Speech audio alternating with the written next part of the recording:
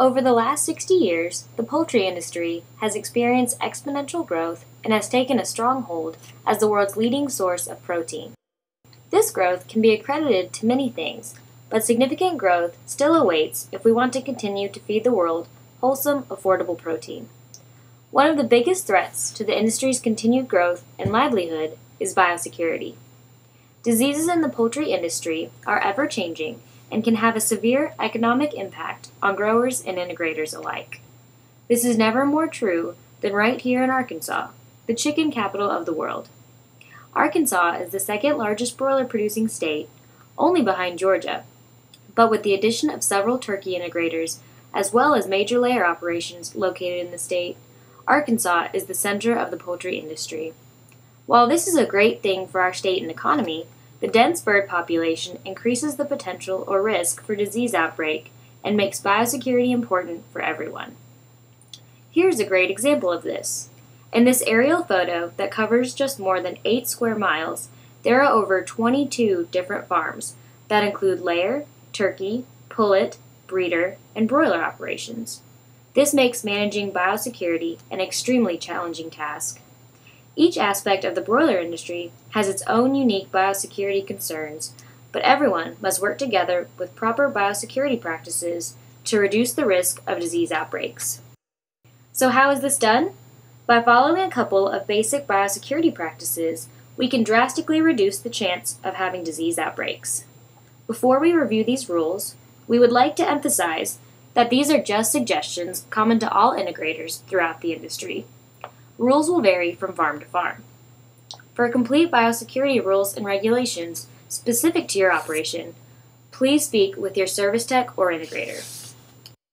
As with any industry, people like to come together and talk about business, and this is true for broiler growers as well. This, however, poses a great risk for disease outbreaks, which leads to the first and most important practice. Always separate between farm and non-farm materials. This includes having farm-separate boots, clothes, and if at all possible, a farm-separate vehicle. Growers can spread bacteria and other harmful microorganisms from their clothes and boots to other farmers.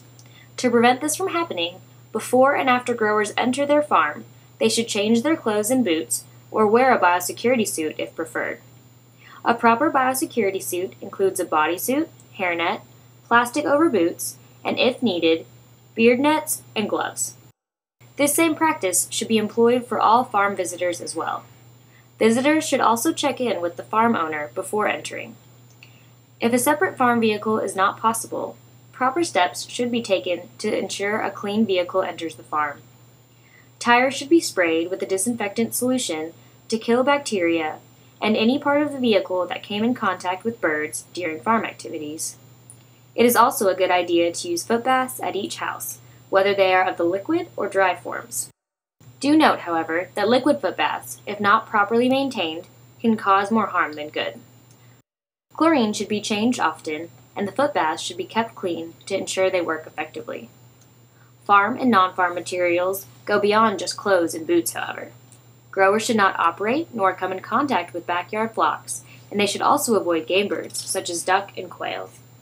Another aspect of biosecurity that often goes unnoticed is the proper handling and dispersal of litter. Farmers should always be cognizant of where and how their litter will be used. Be considerate of neighbors and notify them when spreading litter, especially if other poultry farms are around. To avoid unwanted visitors, all farms should have a posted biosecurity sign at the entrance. This should warn visitors that they are entering a biosecure area and should provide instructions for proper practices to be followed at all times while on the farm.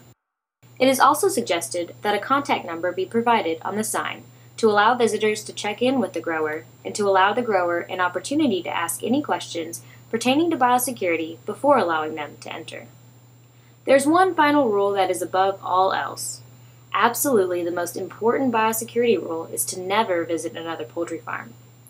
Even in times of cleanout, this is a highly discouraged act and poses the greatest risk to disease outbreaks. If this cannot be avoided at all costs, then a mandatory 72-hour rule should be practiced, where the visiting grower avoids all bird contact for a minimum of 72 hours after leaving the farm. After the 72-hour time period, the grower can be deemed clean again, and resume normal grower practices. This 72-hour rule should also be implemented for growers who have been in contact with backyard flocks or game birds. If these simple rules can be employed and practiced by all growers in all fields of the poultry industry, the risk of disease outbreaks and ultimately economic loss is significantly reduced. This will also ensure that we, the poultry industry, can produce and provide a quality, wholesome protein source to the world for generations to come. This video was created by the University of Arkansas Poultry Science Club in conjunction with the Poultry Improvement Committee, which is part of the Poultry Federation. For more information, contact a representative of the Poultry Improvement Committee.